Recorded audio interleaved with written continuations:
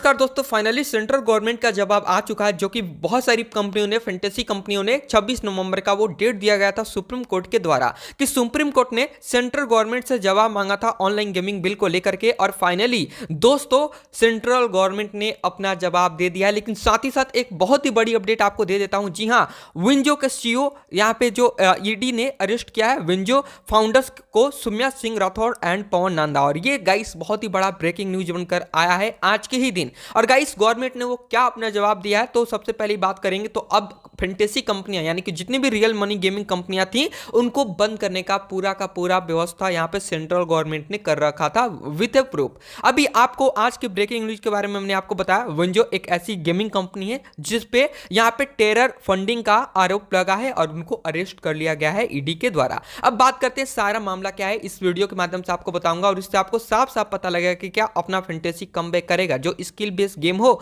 Game of chance हो। यानी कि अगर हम दोनों की बात करेंगे तो जो ऑनलाइन आरएमजी जो है, आरएमजी उसको परमानेंट बंद भी किया जा सकता अगर इनका क्लेम यानी कि सेंट्रल गवर्नमेंट का क्लेम पूरा का पूरा सच होता है तो सबसे पहले बात करते हैं आज के ब्रेकिंग न्यूज पे नजर डालते हैं। लेकिन हाँ, उससे पहले अगर आपने अभी तक वीडियो को लाइक नहीं किया तो दिल से वीडियो को लाइक करें और चैनल पर नए हैं चैनल को दिल से सब्सक्राइब करके जुड़ें। बाकी सबसे पहले अपडेट के बारे में बात करेंगे। जी, ऑनलाइन गेमिंग इकोसिस्टम टायर्ड to drugs, hawala and terror financing centre tells Supreme Court. यहाँ पे सेंट्रल गवर्नमेंट ने सुप्रीम कोर्ट से कहा है कि ऑनलाइन गेमिंग एक इकोसिस्टम ड्रग है, यानी कि ड्रग की तरह इसका पूरा का पूरा इकोसिस्टम हो गया है। हवाला एंड टेरर फाइनेंसिंग इससे किया जा रहा है, जो कि आरएमजी रियल मनी गेमिंग से फंडिंग किया जा रहा है। सेंट्रल गवर्नमेंट ने सुप्रीम कोर्ट को अपना जवाब दिया है, जो कि 4 नवंबर 8 अगस्त ऐसे डेट पे डेट बढ़ रहा था, जो कि सुप्रीम कोर्ट ने बार बार सेंट्रल गवर्नमेंट से जवाब मांगा और जवाब में ये इन्होंने कहा है। Central government told the Supreme Court that यहाँ पे unregulated online money gaming that fuelled terror financing का मतलब होता है, जो अभी आपने दिल्ली ब्लास्ट को देखा होगा, तो ऐसे ऐसे काम को अंजाम देने के लिए ऐसे टेरर फंडिंग आरएमजी यानी कि रियल मनी गेम्स के द्वारा पैसे को ट्रांसफर किया जा रहा था। मनी लॉन्ड्रिंग एंड यहाँ पे सजीर इन सुसाइड्स, और बहुत सारे यहाँ पे सुसाइड के केसेस भी इसके चलते देखने को मिले हैं। ठीक है, साथ ही साथ as a defend that 2025 law imposing a nationwide ban, इसलिए इसको नेशन वाइड बैन करने का फैसला लिया गया है। अब बात करते हैं केंद्र सरकार ने सुप्रीम कोर्ट को बताया है कि, इसको हिंदी में आपको समझाता हूं। केंद्र सरकार ने सुप्रीम कोर्ट को बताया है कि अनियम वास्तविक धन ऑनलाइन गेमिंग एक उच्च जोखिम वाला पारिस्थितिक तंत्र में विकसित हो गए हैं, जो आतंकवाद के वित्त शोषण यानी कि वही यहाँ पे टेरर फंडिंग, धन शोधन और आत्महत्या के बढ़ते मामलों से जुड़ा है। सरकार का अनुमान है कि भारतीय सामूहिक रूप से ऐसे प्लेटफॉर्मों पर हर साल 20,000 करोड़ रुपए खो देते हैं ऑनलाइन गेमिंग जुए को लेकर के। साथ ही साथ यह प्रस्तुतिकरण ऑनलाइन गेमिंग अधिनियम 2025 के संवर्धन और विनियमन के लिए संवैधानिक चुनौतियों का जवाब देते हुए एक विस्तृत यहाँ पे हल्फनामे में आया है, कि जिसे head digital works private limited सहित प्रमुख उद्योग खिलाड़ियों द्वारा दायर किया गया था। तो आपको भी पता है कि जो पिटीशन फाइल किया गया था A23 गेमिंग जो कि head digital works private limited, उन्होंने, मान लो बहुत सारी कंपनियां मार्केट में, बहुत सारी कंपनियां, लेकिन कुछ कुछ कंपनियां अगर ऐसे टेरर फंडिंग करती हैं, तो ऐसा नहीं कि बहुत सारी कंपनियां टेरर फंडिंग करती होंगी, तो इसलिए इन्होंने अपना चैलेंज यहां पे किया है ऑनलाइन गेमिंग बिल को लेकर के।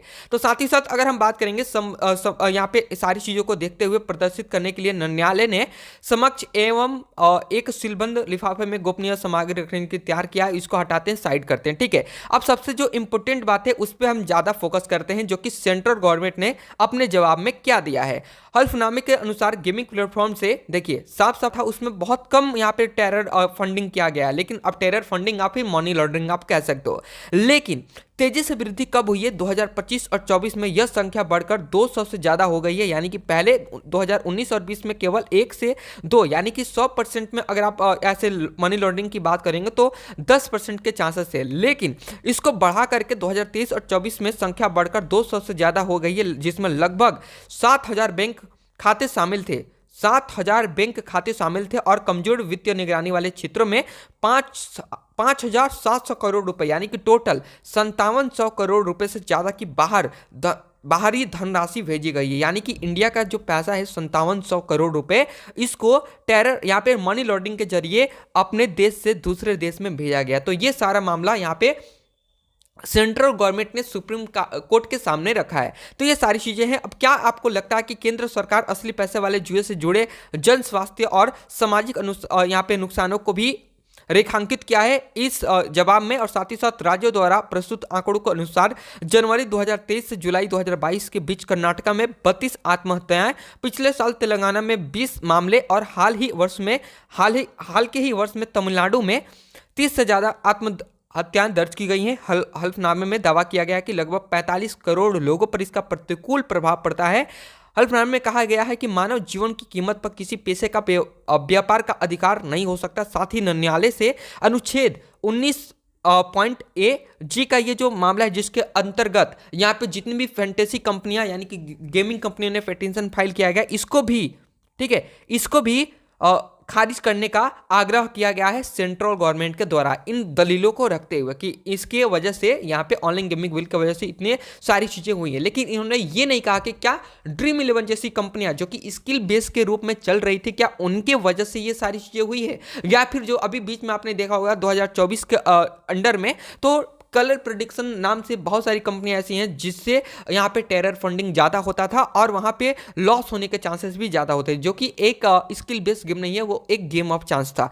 तो ये भी इन्होंने यहाँ पे मेंशन नहीं किया, बस इसी चीज़ों को इन्होंने यहाँ पे रखा है। साथ ही साथ अगर हम बात करेंगे A23 गेमिंग ने 3197 डिजिटल स्पेस के यहाँ पे नियमन पूरी तरह से मतलब ये आप पढ़ लेना, ठीक है, जो भी चीजें हैं वो मैंने आपको बता दिया।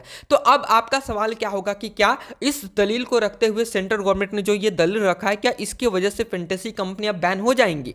तो देखिए बहुत सारे हाई चांसेस हैं। अगर ये सेंट्रल गवर्नमेंट प्रूव कर देती है कि ड्रीम 11 और फैंटेसी स्किल कंपनियां जिसमें 11 प्लेयर की अगर आप टीम बनाते हो, अगर इसके वजह से ये सारी सुसाइडें हुई हैं और अगर इसके वजह से टैलेंट फंडिंग हुआ है, तो उसको परमानेंट बैन भी किया जा सकता है। सुप्रीम कोर्ट ये फैसला डिसीजन ले सकती है। लेकिन real money gaming is linked to financial fraud and tax यहाँ पे evasion government in Supreme Court. Government ने ये सारी चीजों का यहाँ पे खुलासा किया है सुप्रीम कोर्ट में। तो अब क्या लगता है जस्टिस जेपी परडीवाला एंड केवी विश्वनाथन, अब इनको अब 26 नवंबर को जो सुनवाई होने वाली थी, सुनवाई तो हायरिंग हुई नहीं, लेकिन अब देखो अब पूरा दलील को सुनने के बाद अब ये हमारे जो वकील है ना, जो कि गेमिंग A23 गेमिंग की तरफ से ये जो हमारे वकील साहब लोग लड़ रहे हैं, अब ये लोग उसके जवाब का मतलब जो सेंट्रल गवर्नमेंट ने जवाब दिया उसको काउंटर करेंगे अपने जवाब से लेकर के कि क्या आपने जो ये सुसाइड वाली जो चीज़ें बताई है, क्या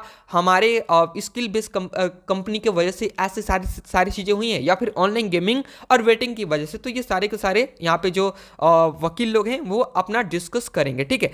तो अब क्या लगता है, आपको क्या लगता है फैंटेसी कंपनियां कम बैक करेंगी? क्योंकि सरकार ने तो घेर रखा है ऐसे दलील को रख करके और बहुत सारी चीज़ें होने वाली। तो गाइस आपको क्या लगता है आप जरूर बताएं।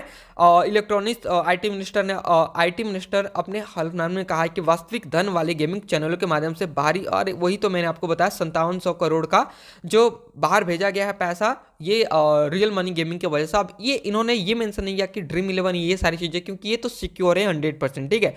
तो ये सारी चीज़ों का मामला, अब क्या लगता है आपको सुप्रीम कोर्ट का फैसला क्या आएगा? अभी जो सेंट्रल गवर्नमेंट ने कहा है वही मैंने आपके साथ शेयर किया है। बाकी फाइनल जो भी अपडेट होगा मैं आपके साथ शेयर करता रहूँगा। चैनल पर नए हैं, चैनल को दिल से सब्सक्राइब करके जुड़े, बस फैंटेसी अपना स्किल बेस कम बैक कर जाए, क्योंकि बहुत समय हो गया, 4 महीने भी होने वाले हैं, पूरे 3 महीने तो कंप्लीट हो चुके हैं। तो आपको क्या लगता है कमेंट बॉक्स में जरूर बताएं, क्या फैंटेसी कंपनियां इसको काउंटर कर पाएंगी, इतने सारे जो दलीलें सेंट्रल गवर्नमेंट ने रखा। तो thank you so much video को देखने के लिए। अगर आप चैनल पर नए हैं तो चैनल को दिल से सब्सक्राइब करके जुड़ें।